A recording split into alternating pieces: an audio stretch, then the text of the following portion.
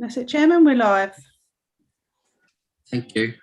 Welcome everyone to the Audit and Risk Committee on the 23rd of March. I just need to read out the introductory remarks.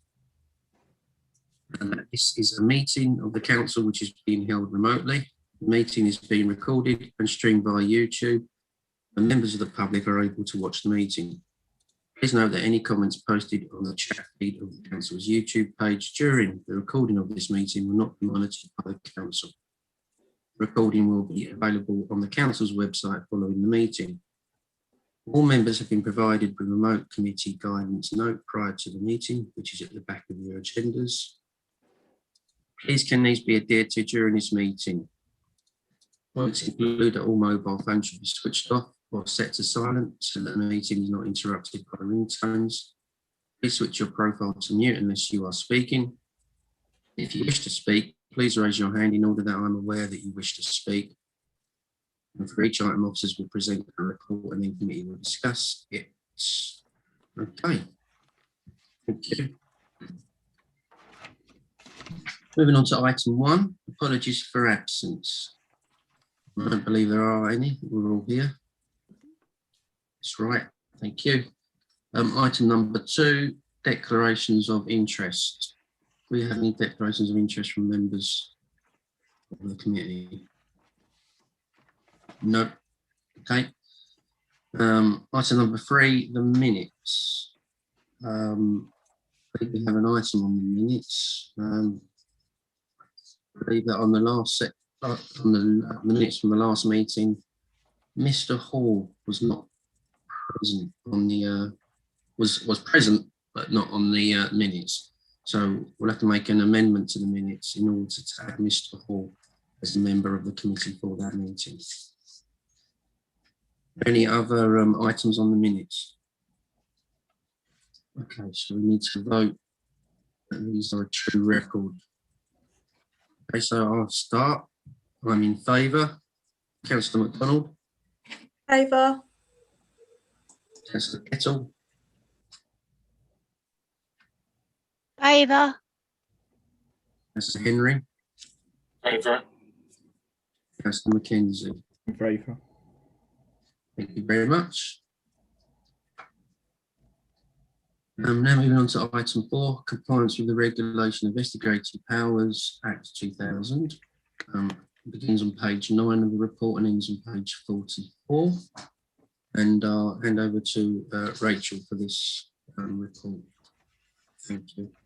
Thank you, Chairman.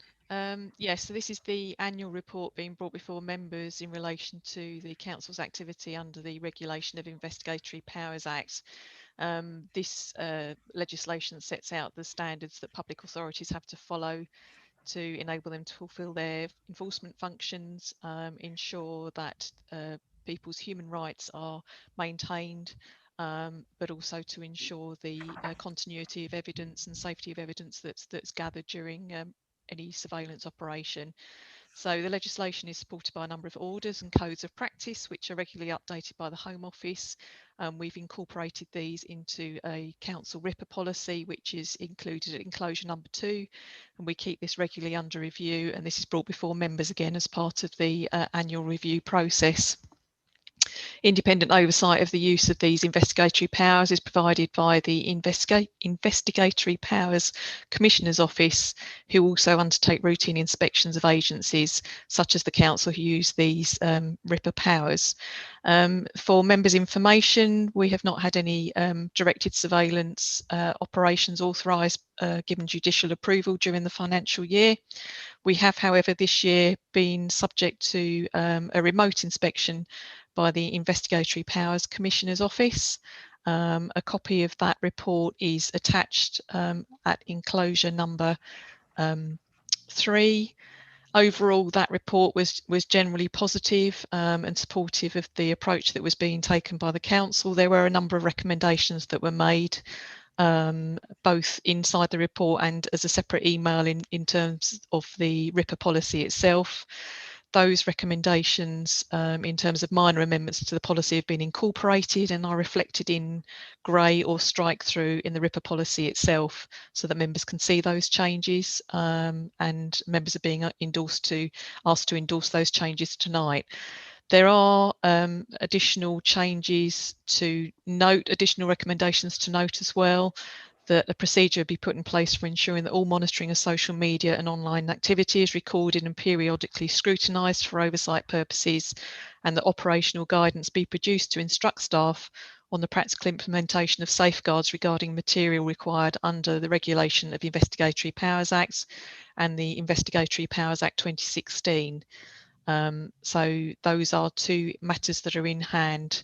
So it's open to questions, and obviously this year it's for members to note. We're asking for members to note also the outcome of the inspection and to continue to endorse the RIPA policy for the coming year. Thank you, Chair.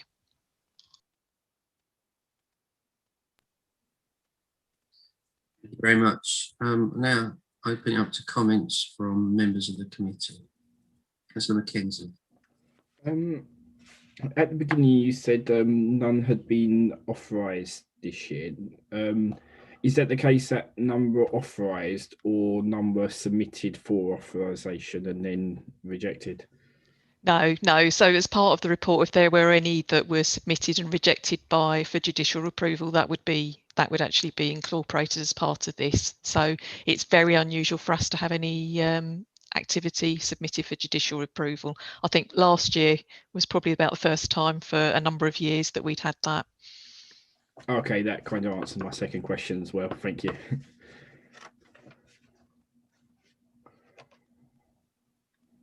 Yes, Mr. Hall.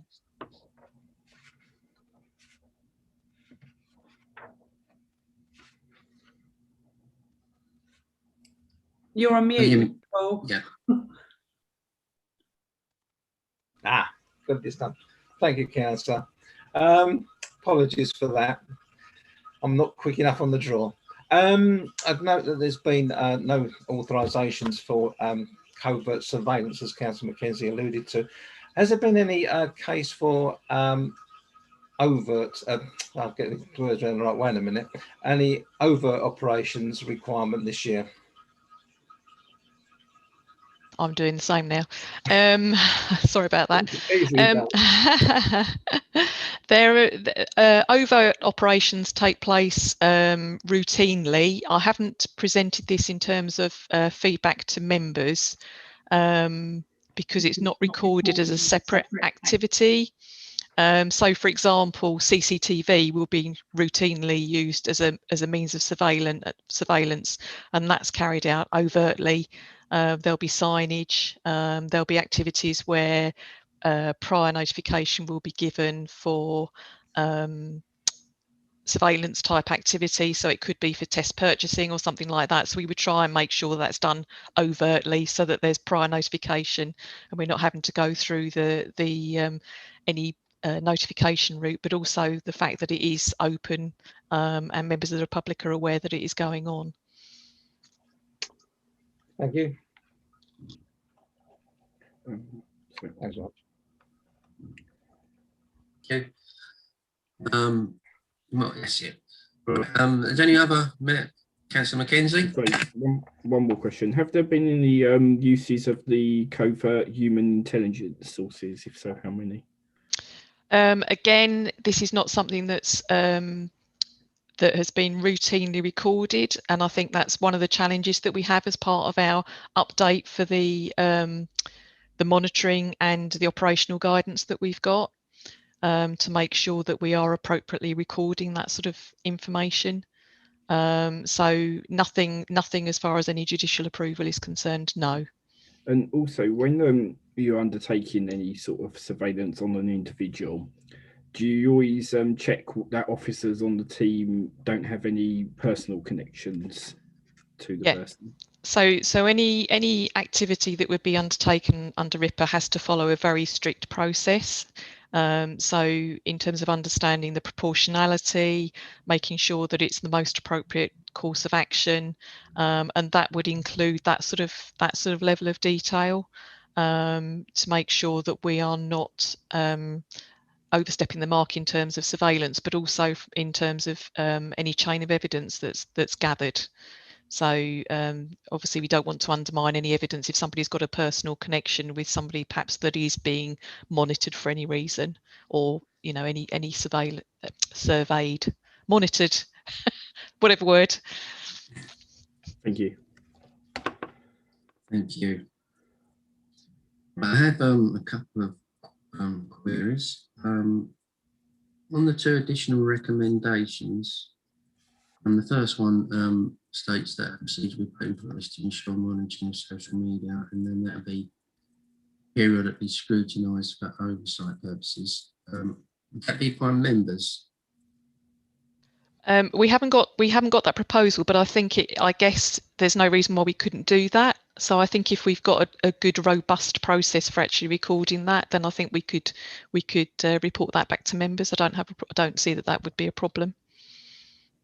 Yeah, it's like an additional policy or amendment to the policy that we're scrutinised to make sure that occurs. Is that, am I correct in thinking that? Yeah. So the idea that during the coming year is that we would review and look to get the procedures in place, and we would add that as an appendix, so as an operational appendix to the policy during the course of the year. And then when it comes to review for the next financial year, we would bring the policy as a whole, including that.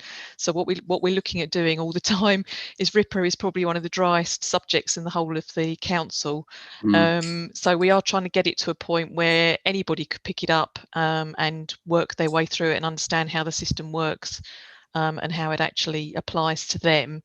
And I think part of that is making sure that the policy is readable by everybody, that moving forward, and as a working document rather than just a set of regurgitation of the legal requirements. So yes, it will involve changes to the operational procedures at the back. That will be incorporated, and then we can bring that overarching review back to members next year, and I think that will probably be the full review year anyway, so it's talking 2022, so it'll be at some point, whether that be by the end of March next year or whether it'll have to come back to members during the course of the year. Will depend on how those changes go. Thank you. Just one further final point from me. Page 24 at the top, we've got 6.1.2, where direct surveillance has been crossed out. That can only be carried out by the Secretary of State. But is that incorporated elsewhere in the document at all?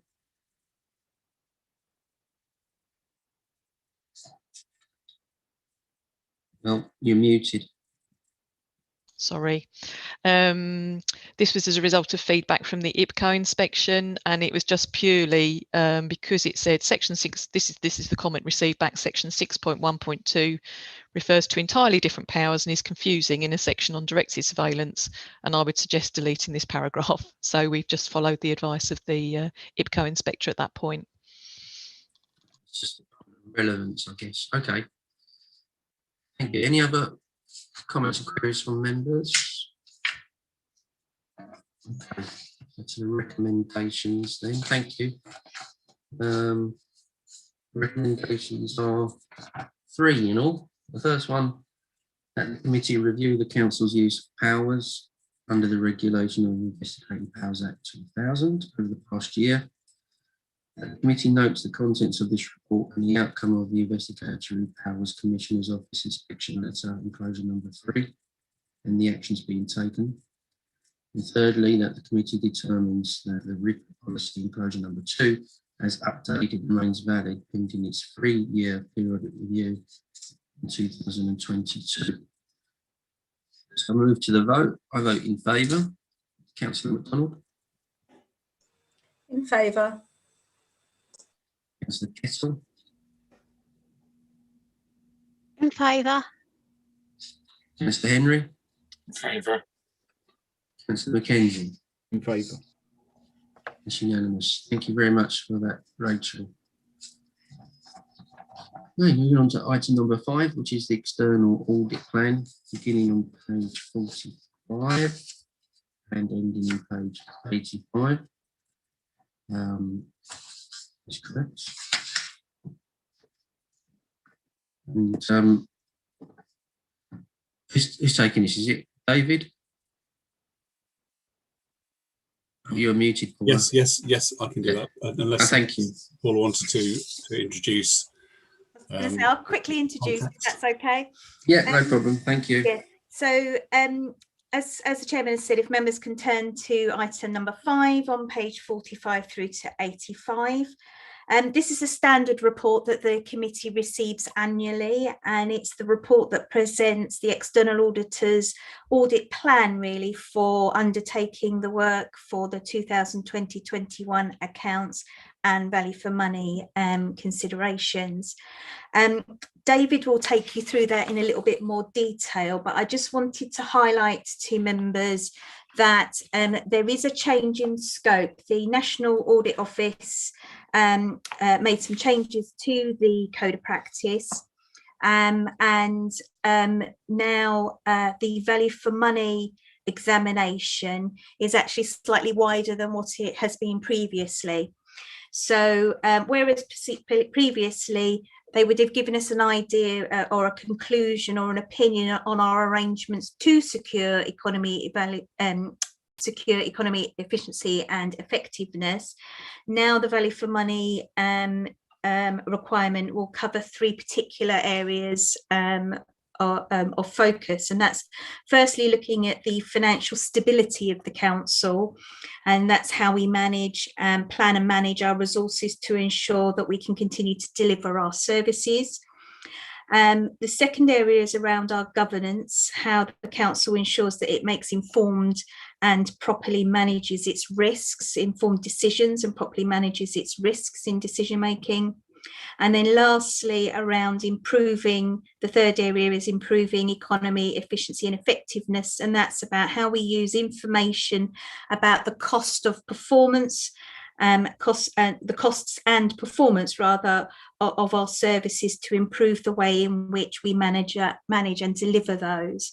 So just to highlight to the committee that there is a change there. This is a change that David will probably expand a little bit more on, but they're still working through their arrangements about what that actually means for the audit in terms of what work that actually means for them to undertake.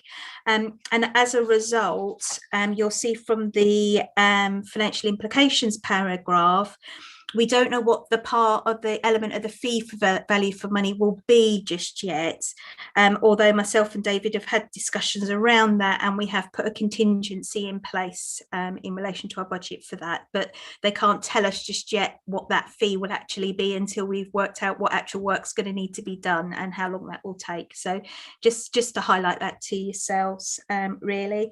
Other than that, I'll pass over to David to take you through in more detail. Thanks, David. Thank you very much. So just a few things to talk through in terms of the plan. So I'll run you through the significant risk areas, which are pretty similar to what we've reported in previous years. As Paul said, the key thing is a change in scope this year for use of resources. And the intention is to have something that's a more live, a more timely reporting process in terms of developments, and also to not be quite so sort of blinkered and narrow focus as we have become in the last few years of focusing almost entirely on financial sustainability rather than other sort of developing issues. So it gives a lot more flexibility to do something like that. Ironically, we are in a position here in the middle of, well, towards the end of March of the financial year of audit, and we are still waiting for the final guidance to be issued by the National Audit Office. So we're not in the sort of the upfront work position that the code is designed to be, but going into next year, of course, we will have that sort of resolved, so it will sort of sort itself out.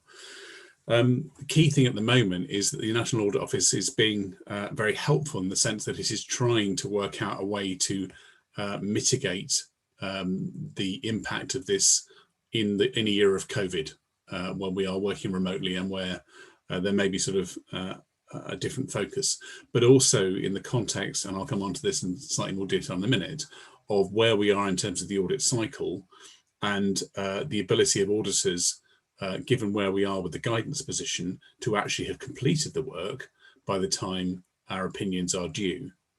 And so that is why it's taking so long to get some of that guidance out. So they're doing it for the right reasons, but unfortunately it means that we don't have that, and therefore we cannot quantify, we cannot complete our risk assessment, and we cannot quantify the work necessary to do that. At the same time, though, PSAA, who of course appoint us to your audit, are trying to undertake some research work with the different firms to get a flavour for how much resource this is likely to have, to provide some sort of benchmarking and guidance to see what that's likely to be. I mean, that will help with the process of approving fee variations as they come through. But that's, again, ironically been scheduled slightly ahead of when the guidance is coming out.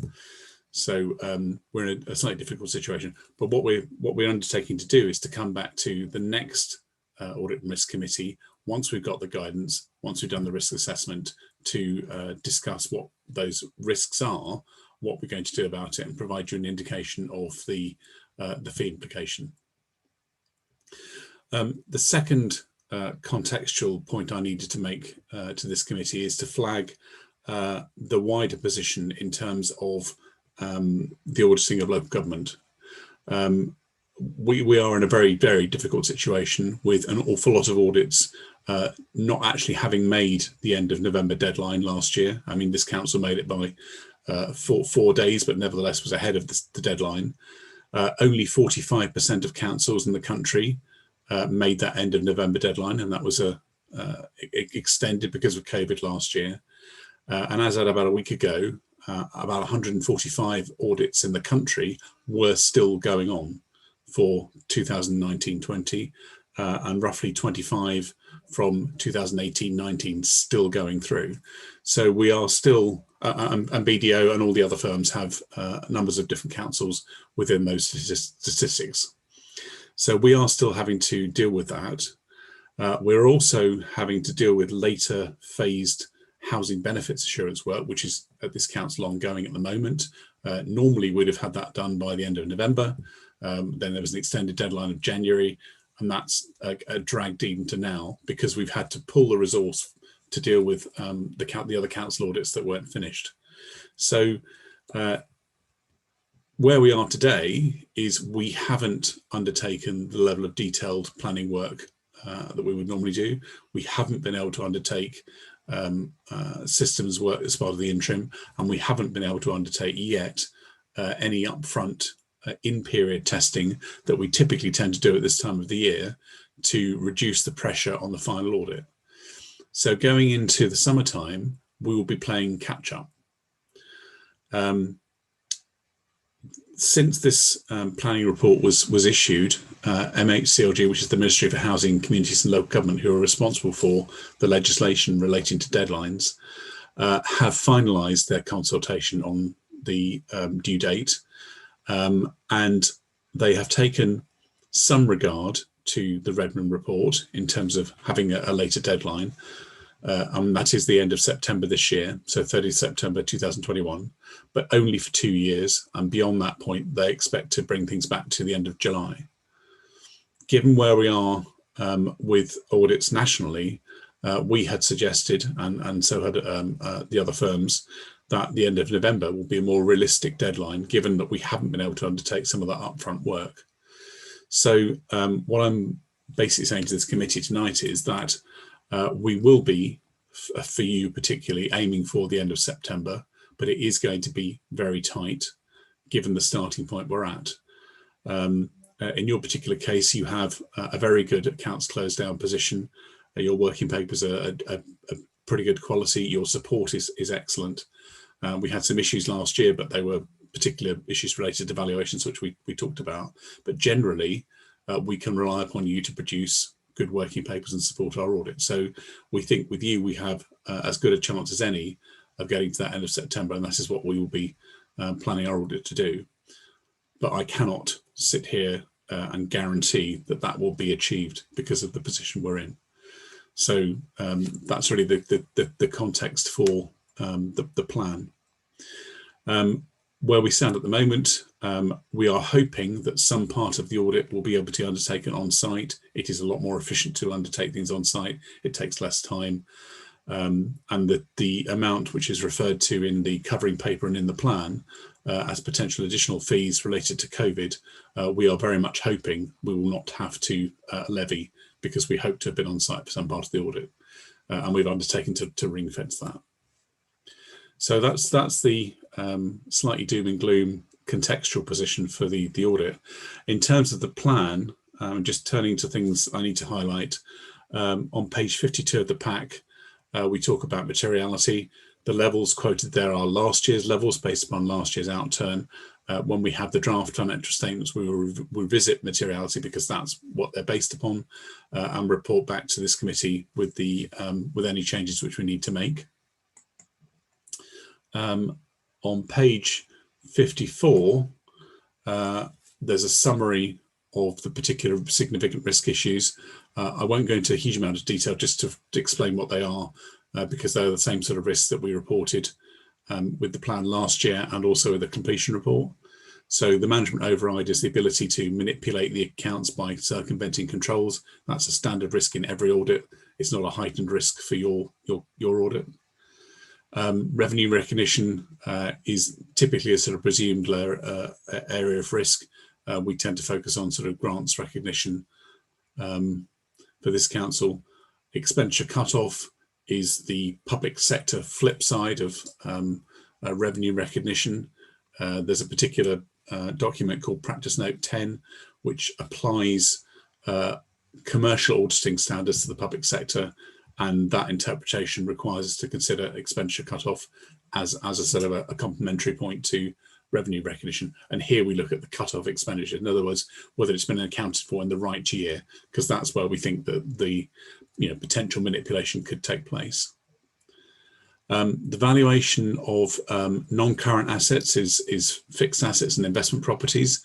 That's a significant risk area, because it's based upon a number of assumptions, and very small changes in the assumptions can lead to very significant changes in asset values, and that's why it's considered a significant risk area. Valuation of pensions has the same basic principle, that there are a number of assumptions made, sort of longevity, retirement ages, lump sums, and so forth, various different things that affect the actuarial calculations.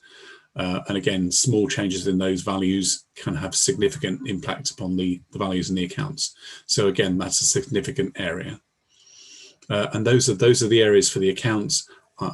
We cannot complete the use of resources risk assessment because we haven't got the guidance, and that's why there's a sort of a holding point on this page and later in the report, which explains the various criteria that Paul has already sort of just described.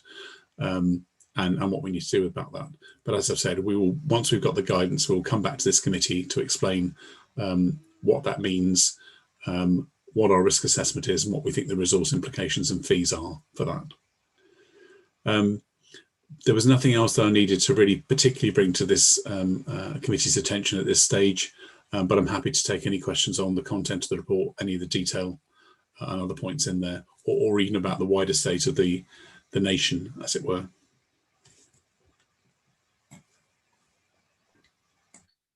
Thank you very much. Yeah, I'll open it up to members for comments. Councillor Mackenzie and then Councillor MacDonald. Yep, two questions. One, to ensure it's completed on time, is there anything that from a council point of view can be done now? And also, when looking at the audit, I heard mentioned value for money and performance. Does that look at things like procurement as well, in terms of when we put out a tenure and it lists the things we want, that when the jobs go to be done, what we put out was actually on the list? For example, if we were doing repairs for council housing and we put out for a job for 10 houses, bathrooms and kitchens to be done, but then it turned out that there was, say, asbestos in there that needed removing as well, that would be an extra job being required and would add additional costs on. Do we look that the jobs, the actual outcomes match what we put out to tenure in the first place?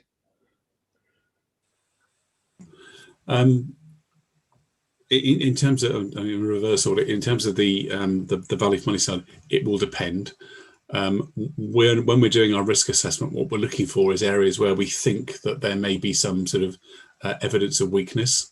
And I think if we were taking into account, say, for example, a level of complaints or any information on overspends, something about your budgeted outturn in terms of capital spend, significant variances there, then that might suggest that there's something to look for in more detail. We have to look at things in the context of materiality. So if you have a problem with, say, a small contract, say, for example, say 25 or 30,000, and something happened to have gone wrong with that, but nothing else, no other examples, then it's very unlikely that we would look at that. However, if it was a systematic issue, spreading over multiple millions of contracts, then that's more likely to be something which we would focus our attention on. There. So I'm sorry. Could you remind me of your first question? It's just, is there anything from a council that can be done to help improve the timescales? My mistake. Sorry about that. I think the council's doing everything you can at the moment. The key issue is us having a resource free at the right time to do something. I mean, we've talked about things like getting hold of valuations at an early stage that we can understand and start looking at. We will, as soon as we have resource available, do some early work in terms of updating systems information. And what we'll also try and do is to ask for in-year transaction analyses that we can select samples from to at least have made those requests up front. And then as and when resources available, we will work our way through those to try and mitigate that pressure. But it's just that we're not able to do it in the sort of systematic and I suppose earlier way that we have done in the past. Thank you. Councillor Mackenzie. Councillor MacDonald. Thank you, Chair. Hello, David. My question really relates to the fees, and you did go into some detail explaining what was behind those. I have to say, I'm reading the report and looking at the summary. I was surprised to see the figure there for the COVID related expenses. I understand that this is an estimate, and it's based on a percentage between 15 and 20% and this is something that you've generated yourselves as a company. I just wondered, because I just remember conversations we've had at previous committees where we've discussed remote working, and I'm just a little bit surprised that remote working has turned out to be, incur extra costs. So I wonder if you could explain that in a little more detail. And I'm also interested to know, is this sort of a part of a national picture? Is this what most authorities are going to have to face? And are other firms levying the same kind of fee? So I think just for the benefit of, our residents, if you could just go into a little bit more detail as to how, because that's the first time we've seen that. And I have to say, on reading the report, I was quite shocked. And it'd be helpful if you could explain that in a little bit more detail, please. Of course. And it is something that's, it is a national position. The statistics that I'm quoting are ones that are consistent with what we found from our own portfolio, but also with information collated by PSAA from us and from all of the other firms. It is a consistent picture nationally. And what we've elected to do here is to put things at the lower range for you. We didn't levy extra fees for that particular issue last year. It was something that was evolving, and I think what we try and be is transparent and upfront about these things as possible. It's not always possible, but in this particular situation, I don't think we warned you to say, actually, we think it's taking longer, and therefore I took that commercial decision to not charge extra. Other firms, I think, did charge last year. So what we're trying to do is sort of say, well, actually, we do know this is a potential issue, and so here it is up front. What we also say, as I said earlier, is that if we are able to work on site and it's a more efficient focus, then that's an upper limit. It'll just be what we actually sort of charge. This is not just some sort of padding to increase recovery rates. This is genuine cost recovery of the amount of time which goes into it. But to illustrate what it actually means, it's some of the sort of more subtle things about how long it takes to do something. Some of the things which we hadn't necessarily appreciated and basically taken for granted. So, for example, it is much easier, much quicker if we're trying to resolve a question with an officer of the council and we are working on site to simply walk to their desk and ask them. And standing side by side with a piece of paper or print out or whatever happens to be the case, and getting resolution there and then is quicker than trying to sort out a Teams or a Skype meeting to make contact, sharing something on screen remotely, which is often hard to see, and sometimes people aren't available and you have to sort of wait, or they're in particular meetings. So all those little bits add up from a client interaction perspective.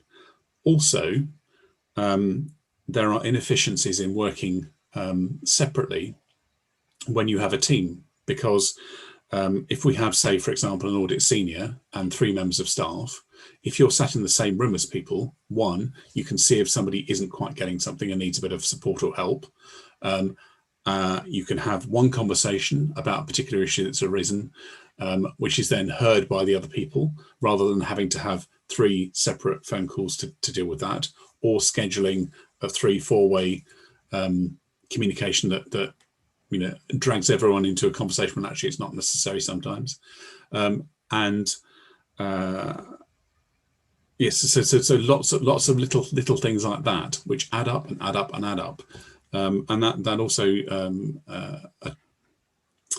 it also applies to other sort of liaison meetings and how we deal with things. So, passing somebody in the corridor, having a quick update is a very simple way of doing something. It can mitigate against sort of later communications.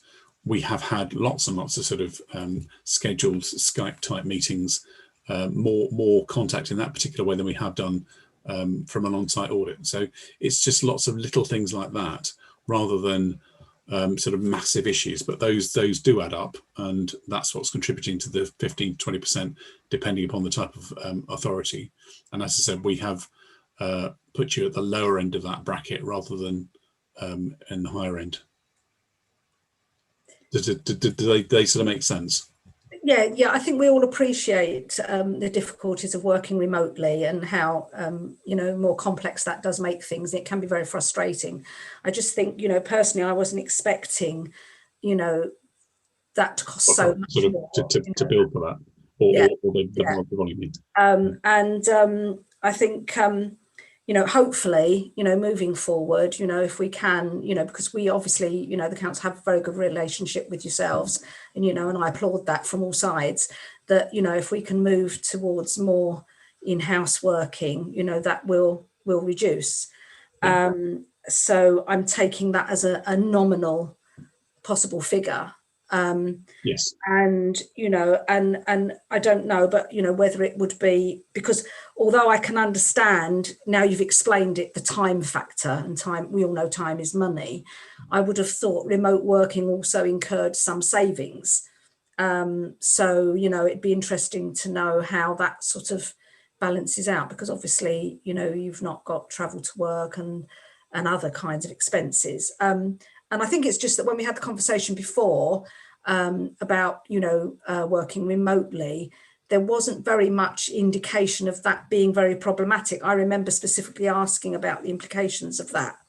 So I'm sorry to press you, David, but I think for the benefit of taxpayers, Absolutely. And those are exactly the right sort of questions that you should be asking me. And I don't know, maybe at the end of this audit, there can be perhaps a clearer, some kind of account, some kind of breakdown of what has entailed that cost. Yeah, sure. I think previous focus has been largely on whether it's possible to do it, or whether there have been sort of genuine barriers, and also some of the sort of factors that we have to do for our audit work. So, for example, when we are checking that assets actually exist, it's very difficult because normally we would just simply physically go and have a look at them. and we have to work out some other ways of doing that. So I think the focus has been more on, can it be done at all? And it can be, but actually sometimes things take a bit longer, and that's a position. But yes, of course, it's a very difficult situation for us to come and have to say to you, we're in the middle of a pandemic, everyone's having a really hard time. Oh, by the way, can you pay us some more money? But unfortunately, it just takes that long, that amount of extra time, and we can't afford to absorb those costs. No, thank you, David. And thank you for your question. You've been very open about that, and I think my feeling is everything's going to be more expensive now, but I just wanted to press that for the benefit of our taxpayers. Really. Thank you. Thank you, but thank you for the answers. Thank you, Councillor Donald. Paula, would you like to come in there? Yeah, thank you, Chairman. I was just going to ask you, David, because you've sort of said that this is a fee, the COVID related costs is something that everybody's going to be being charged and all firms are doing it, and this has come out of some work that PSA have done. Are they actually going to be writing to authorities then to confirm that fee variation, or to explain to us that that fee variation has been kind of approved, that they are going to be doing it, that they haven't endorsed it, as it were? I don't think, I haven't seen anything which suggests that there's going to be a central communication on this. I think there are movements for other things going through where PSAA is being proactive and trying to provide some sort of upfront guidance to councils across the country. So, for example, on use of resources, I mentioned that PSA is taking action to do that, and we've got a scheduled meeting with two contractors from PSAA to talk about that actually next week.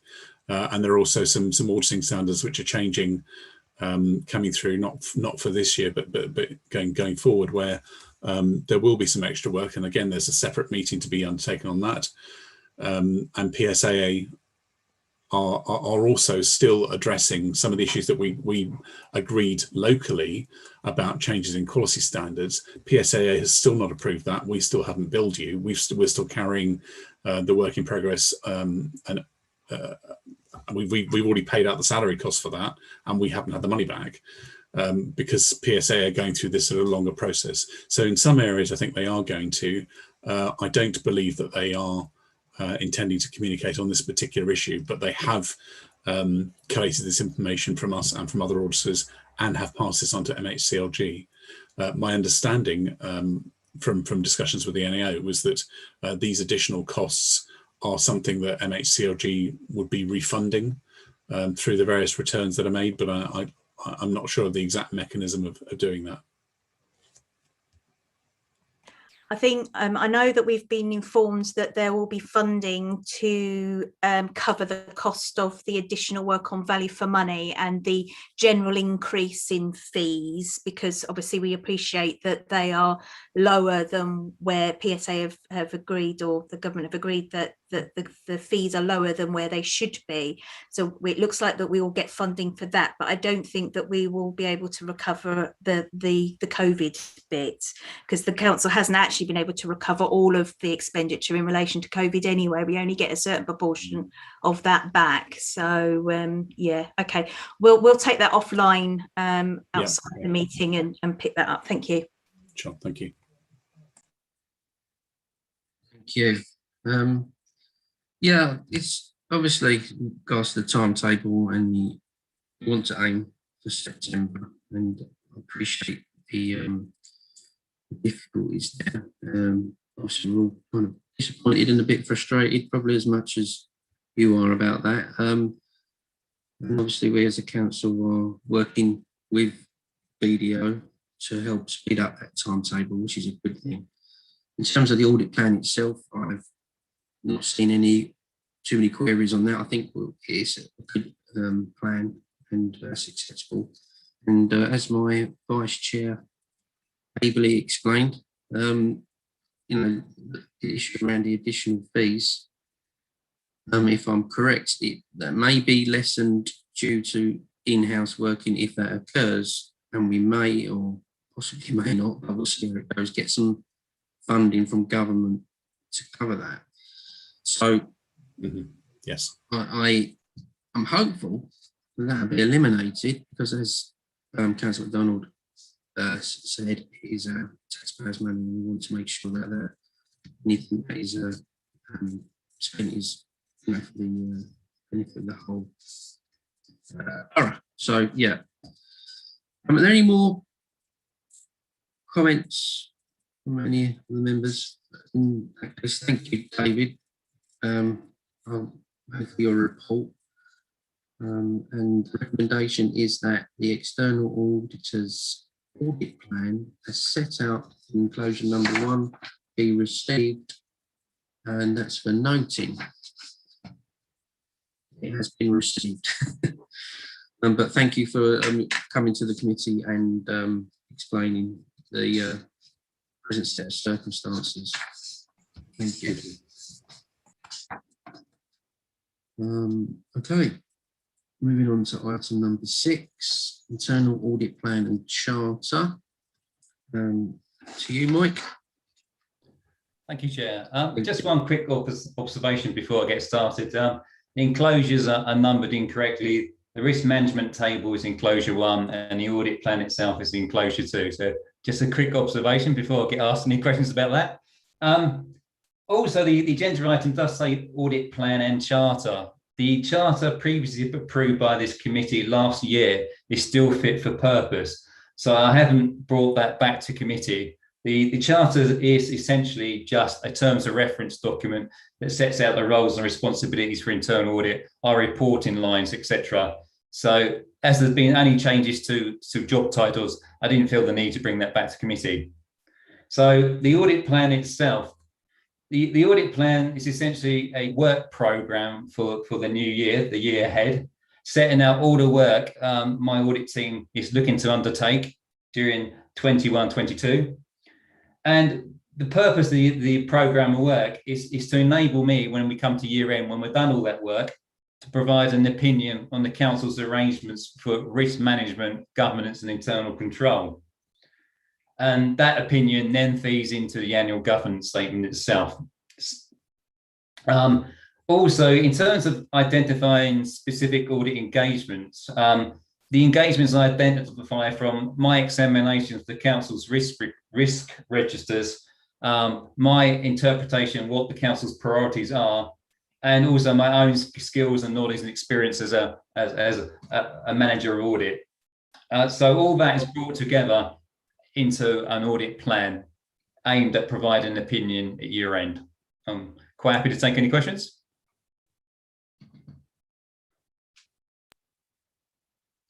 To comments from the committee. Looking around, okay.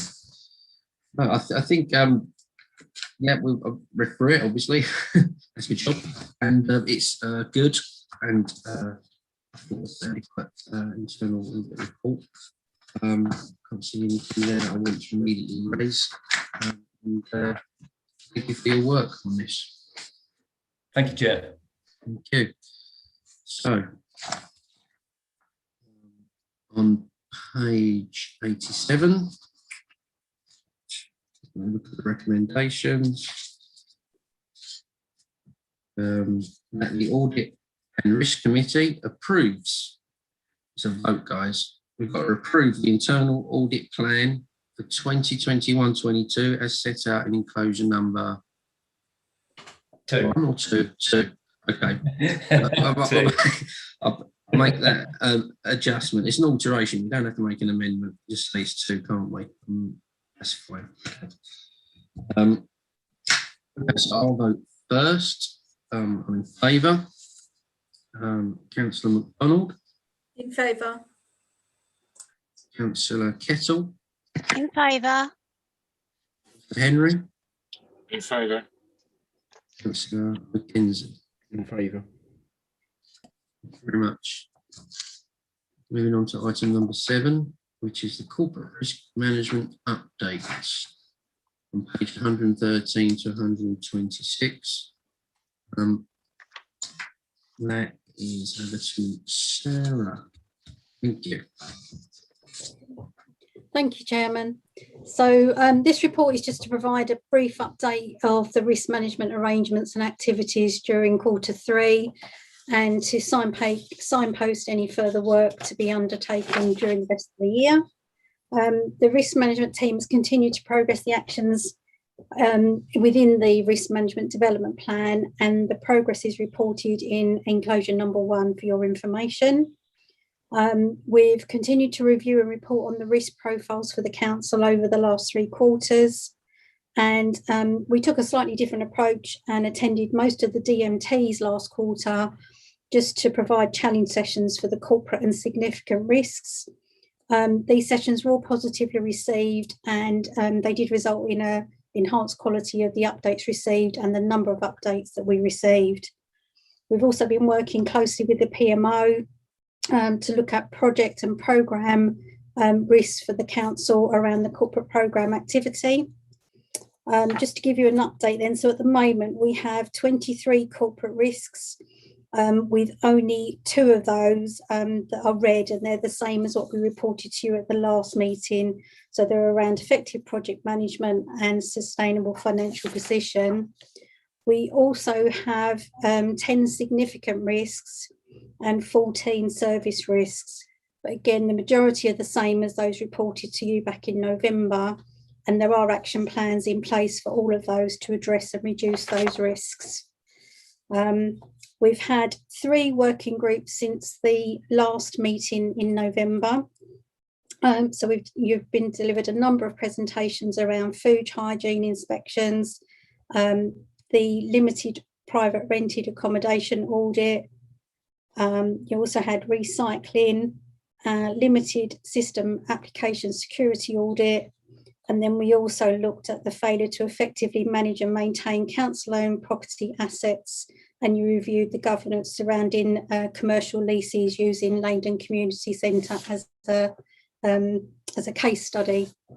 So we've got the last working group, which I said I'd give you a verbal update, was on the 16th of March, and you had presentations around inappropriate or ineffective partnerships and failure to maintain a sustainable financial position. The members also completed and reviewed the self-assessment. So I'm happy to take any questions if there are any. Thank you. Thank you very much. I think it's really good that we're on top of those risks. We've had the working groups have been looking at the issues such as a sustainable financial position issue, and I just want to, at this kind of end of year, I just want to say thank you to all the to the 3 of us and the officers and the 3 members that were on the working group for tackling those issues, and I'll open up the question for comments. No? Okay. Well, we'll move to the vote. Thank you, Sarah. There is no vote. It's probably noted, isn't it? Yeah. So on page 113, it says that the contents for this report be noted. And so they are duly noted. Thank you. Okay. Moving on to item 8, page 127 to 142. The annual governance statement, action plan and assurance update. Hand over to Sarah again for the presentation of the report.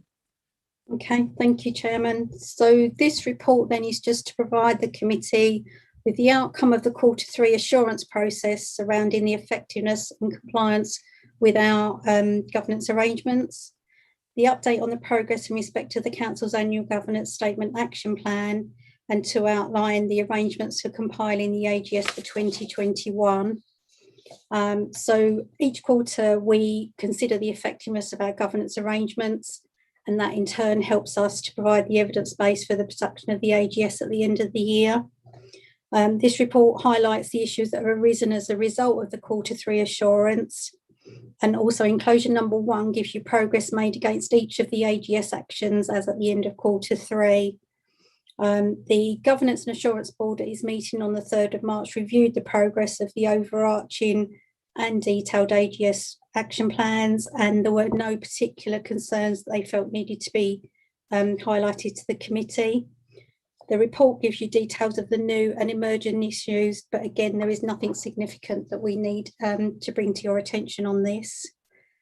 The AGS for 2021, we are reviewing the guidance from SIPFA and the FM code to make sure that that's built into the AGS. We'll undertake the annual review of 36 governance areas to confirm how the arrangements have been operating during the current year, including any changes made to adapt to the impact of COVID-19.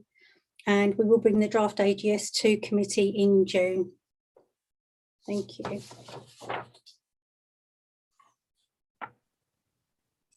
Thank you again. Are there any comments and queries from members? Councillor MacDonald. Yes, thank you, Sarah. I just really wanted to comment on, that I was, pleased to see the number of actions there that have made really, really good progress. I mean, there's lots of really high figures there. So that's very encouraging. And obviously areas where there's still a way to go, you've got plans in place. So I just really wanted to take this opportunity to congratulate you, particularly on this report, because I think it's excellent. Thank you. Thank you for all your work you've done over the year.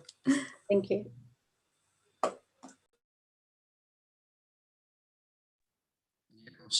Thank you. Yeah, obviously I'll wait for the AGS, the annual government statement in June.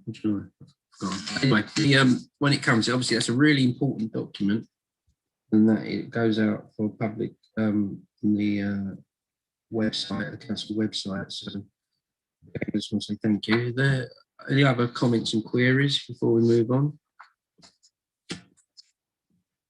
Okay, thank you. And that is for noting on page 127. Recommendations are: the committee notes the assurances received for Q3 2020-21, and that progress against the actions arising from the annual government statement be noted as set out in enclosure number 1. So, thank you. Moving on to item number 9, which is the chairman's report to council. Starts on page 123, ends on page 139. I just want to say this is the report from the chairman that goes forward to council in July 2021. Over the last year, we've obviously had the challenge of COVID and the challenge of Zoom and Teams, and Skype, and all that to deal with. And despite this, we've had worked well as a community to provide challenge and to monitor risks and to seek assurances, and as well as approving the statement of accounts, which is no small thing.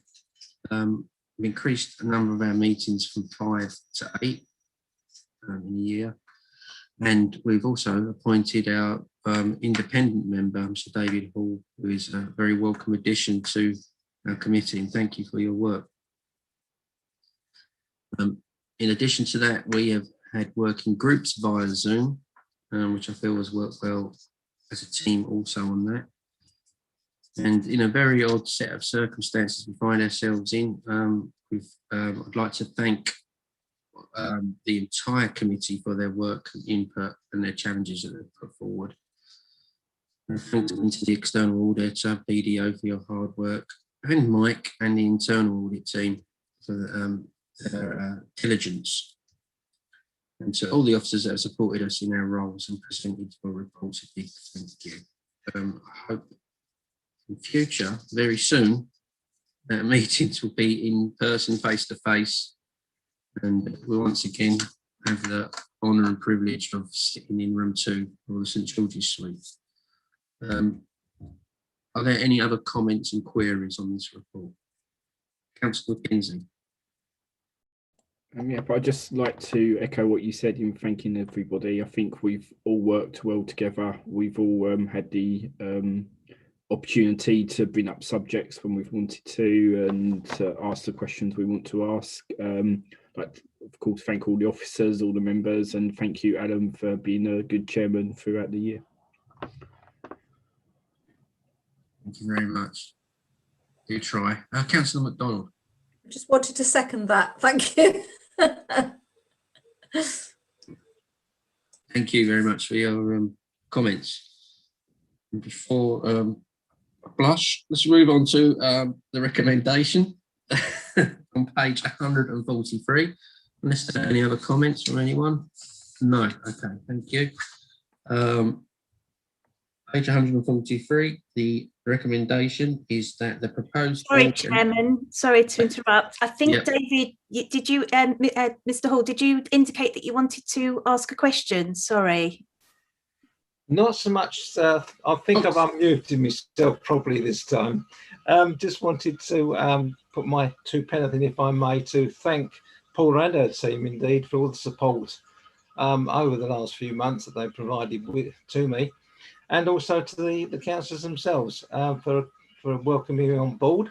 Found it very interesting, very enlightening.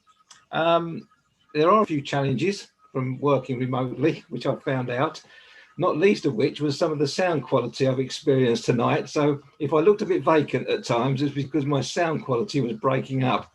So I'll get that fixed before the next meeting. But thank you very much. It's been very enlightening, very interesting, as I say. Thank you once again for all welcoming me to part of the team. Thank you. Thank you, David. That's for your very welcome addition, and thank you for your contributions. Okay, recommendation again. Just double checking no one else put their hand up. Good. Right. Okay. So the recommendation is that the proposed audit and risk committee annual report as set out in provision number 1 be considered and subject to any agreed amendments or additions be submitted to full council. So that's the vote. Okay, I'll vote in favour. Councillor MacDonald. In favour. Councillor Kettle. In favour. Councillor Henry. In favour. And Councillor Mackenzie. In favour. Thank you. That's unanimous. And look forward to presenting that to the council. Okay. Item number 10, which is the work programme on page 151 to 158. Thanks, Chairman. I'll take this one. Okay, thank you. Thanks. So as members will be aware, we tend to have a regular work programme item on the agenda each time. So we've added the draft agenda for next year's committee cycle. Most of the reports in here are standard reports that happen at specific places of time. So it kind of mirrors what we've done this year in all reality. The only thing I wanted to point out to members, after listening to David talking tonight, and I've had a brief conversation with Tony over WhatsApp, we potentially may not need the July meeting, because that's usually the meeting where we bring the accounts for approval and the external auditors report that accompanies those to allow you to approve those accounts. So it's likely that that is going to be in September rather than July, as David indicated to us. I suggest we kind of leave the meeting in the diary at the moment, and we'll cancel nearer the time when we know for sure that we don't need that for any other kind of purpose. And that will then therefore potentially have a knock-on effect to some of the other external audit items that are in the programme. So where in September we had hoped that perhaps we'd have the annual audit letter, I suspect that's likely to move now to our December meeting in all reality. But as we've known during this year, that those types of reports have been a bit fluid, and we've had to move to accommodate when the external auditor has been available. But other than that, the rest of the reports are our routine areas to keep you updated each quarter, really, about the work that both risk, internal audit, governance, and alike are undertaking, and obviously treasury management and accounts and bits and pieces. So that's just really for you to note, Chairman. Thank you. Okay, thank you. Any contributions from members? Okay, so obviously subject to the timetable moving slightly, recommendation is that the proposed audit and risk committee annual, no, that's not right, I'm on the wrong page. This is noted, isn't it? Right, there we go. The committee considers and notes the draft work programme for 2021-22. So that's duly noted. Thank you. Okay, that brings us to the end of this committee, and have a pleasant evening. Thank you. Good night, all. Good night. Good night, all. Thanks very much.